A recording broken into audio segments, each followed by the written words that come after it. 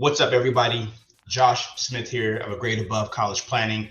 I'm starting a series of mini videos talking about the college planning process. This is important because there's been a lot of changes and there's constantly changes, but this is going to be ideal for people who have high school students. So if you're a parent, you have a high school student, you may want to know, what should you be doing this year? What do you need to get done this year as it pertains to your college planning journey? So we're going to break this up into a few different videos, and we're going to be talking about what your freshman should be doing, your sophomore, your junior, your senior should be doing, and what type of things they want to be thinking about in a specific time of that year, in a specific month, right? In the actual calendar year.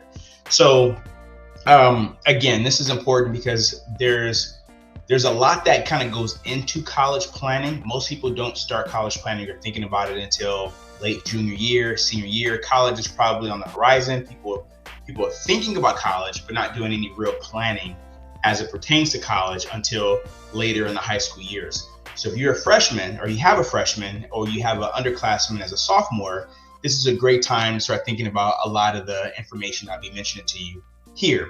So without further ado, I'm going to jump into this and share my screen.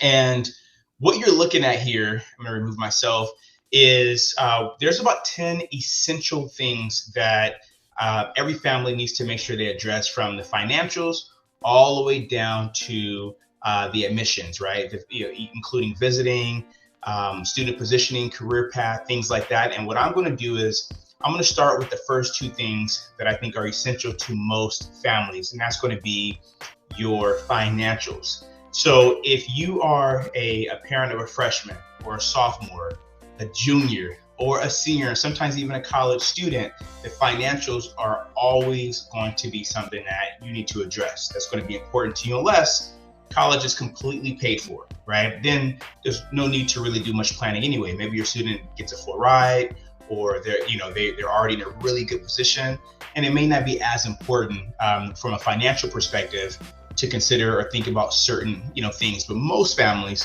need to address the challenge of how to pay for school. So the first two things, and starting with number one, is going to be EFC calculation and analysis. EFC is an acronym that it makes the most sense. It stands for expected family contribution. But the new acronym that is being used is SAI, Student Aid Index. Essentially, they mean almost the same thing. This is a FAFSA's way of streamlining the process. They made the change from EFC to the Student Aid Index and this particular year, depending on when you're listening to this video. But I don't want to kind of get caught up in the acronyms, but essentially, we want to understand where you stand. You want to understand where I stand today as it pertains to aid eligibility. Now, before we go any further into this, when I say aid eligibility, depending on who you are watching this, a lot of families that are in the middle to upper middle income financial situations or tax brackets don't really feel or believe they're going to qualify for much need-based aid. And I'm here to say that you may be right, but could also be wrong. So it's really important to understand where you stand based on your situation at each specific university. I've seen very affluent families still qualify for need-based aid. I'm not saying that every family can. I'm not saying there's a magic wand, but I'm saying you definitely want to make sure you don't qualify, you cannot qualify for anything before you just rule it out, because it is a good chunk of change that you can use to lessen the load and have less money out of pocket when it comes to paying for school. So when we're talking about EFC calculation and analysis, as well as a kind of SAI, Student Aid Index, what goes into that, the first thing that we want to consider is what is my EFC, right? And can my EFC be lowered? So the way that I typically would put this with many of the families that I work with is, if college were to begin tomorrow, what will you be expected to pay? Okay, what are you expected to pay? And is there anything that you can do to reduce that amount? That's the simplest way to understand this. EFC, or Student Aid Index, SAI. If college were to begin tomorrow, what am I expected to pay? Very important question for you to get answers to if you have a freshman, a sophomore, a junior, a senior. right? And sometimes even a college student, if you're saying, okay, well, this price is ridiculous and it actually has gone up since we started school. Am I in the best situation I possibly can be in? So if you look here on the screen to the right where it says the college process, you're looking at in the first beginning years all the way through, right? And you see my red marker right there. We are basically saying that this is something that needs to be addressed or considered pretty much any time throughout high school as well as throughout the calendar year. So it doesn't mean that if you address this in October, you need to look at it again in November and again in December. This is saying if you haven't done it yet, this is the good time to do it. Whether it be September, October, November, December, August, you want to do it. And this is something that you want to do, I want to say once or maybe twice a year. And then definitely every year as things change, the formulas change, as well as your situation at home may change, household income, asset valuations, things like that. You always want to kind of get a refresher on your EFC and if it can be lowered. Rules change. This recent past fall, there's major changes that have taken place when it comes to FAFSA. Most of them are making it harder for some families to qualify for aid. But it doesn't mean it doesn't make sense to address any potential opportunities that might be available to your student, to your family in general. So as you see, again, this is something that we want to make sure we consider at the let me make this a little smaller right here. Sorry that I have this big, bold writer. There we go. All right, so this is something that we want to consider every year that our student is in high school, okay? EFC, what it is, and can it be lowered? So when I say can it be lowered and what it is, sometimes you're gonna get a number that says your EFC is $18,000. So what $18,000 basically means, or your student index is 18,000. If the cost of attendance at a specific university you're looking at is 25,000, right? Your EFC or your student aid index is 18,000. That means there's about a $7,000 need for financial aid. Okay, that's the simplest way to understand it. Now, can that number be lowered? Can that 18,000 be lowered? Can it get down to 10,000 or even 12,000? Right? What is causing your EFC to be where it is? It's important to know that as early as possible. If there are certain things that you can do to reduce your EFC, you want to know that sooner than later, or reduce your SAI sooner than later. That means your student has the opportunity to be eligible for more financial aid. Okay, so now once we get to a conclusion, and let's say one particular year that your EFC is we go through this process, you go through this process in November. Come to find out your EFC is 18,000 and it's mainly based on your income. There may not be a lot that you can do to reduce that amount because your income doesn't change unless maybe you're self-employed. Maybe most of your income is coming from real estate or investments. Then you may have a little bit more flexibility. But if your income is W-2 income, or for the most part, you know, your job is your job and you really can't make any changes, now you want to know what does it look like if I take on this promotion, or if my partner decides to work, or if my student gets a job, right? Because that can make it have an impact, positive or negative, on your expected contribution. We're calling that your SAI today. Sorry about that. So when we boil this down, this is something, again, that we want to look at and consider every single month if we haven't done it already, but at the very least twice a year and every year that leads up to paying for school.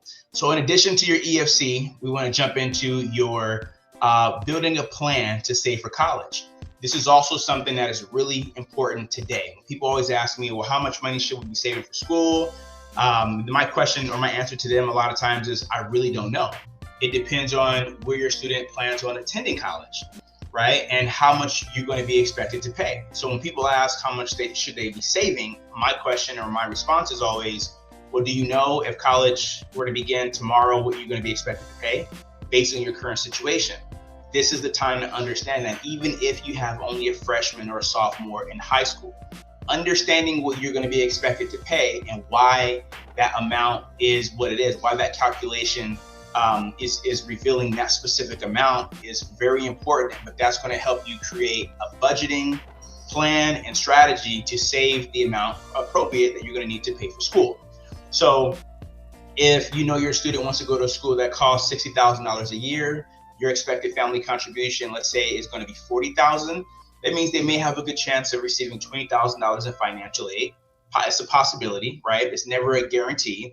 But now you know your savings goal is going to be to be able to spend at least $40,000 a year on college expenses, not including any rise or raise in cost of attendance, tuition, living expenses, any inflation that goes into the actual bottom line, the actual bill. But it gives you a rough estimate that you can start planning and building everything around.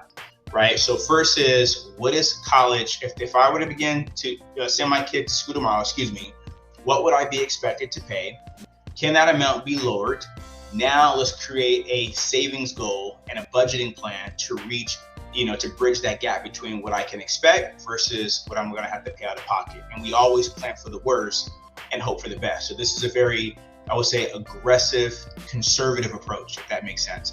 So but these are two things that are very important, as you see here, when it comes to building a plan to save and pay for college. One thing that I want to mention here is that you want to think about not just saving for college, but saving on the cost of college. And that, requires a very much greater in-depth level of thinking. Saving on the cost of college can be equally, if not more important than saving for college, depending on your family situation and the time horizon that you have between now and when you actually have to pay for school. And then when we talk about what is EFC, this is something that we say is important up into about September or so of the student's senior year, because this is where we're going into application season. And, it's a prior year look back when it comes to aid eligibility and the FAFSA. So this is not something that we want to think about all month or all year long during their senior year, because at this particular point, as it pertains to their freshman year in college, we pretty much are set in what we're going to be expected to pay. Now, this is something, again, that we want to revisit, right? We want to revisit and make sure as things change that we're on top of it. But it's most important leading up to, I would say, the second semester in the senior year of high school. It's more so as it pertains to school selection, what college we're going to go to, budgeting, paying for school, all those things that are factored into your final decision.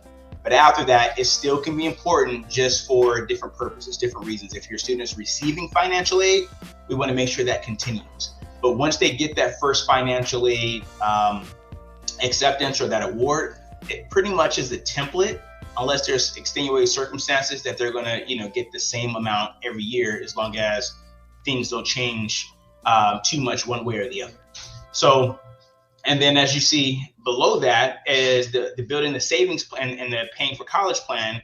This is going to include, things like saving vehicles, right? Investments, assets that you may have, cash flow and income, student loans, scholarships, all types of ways and resources to cover the college bill.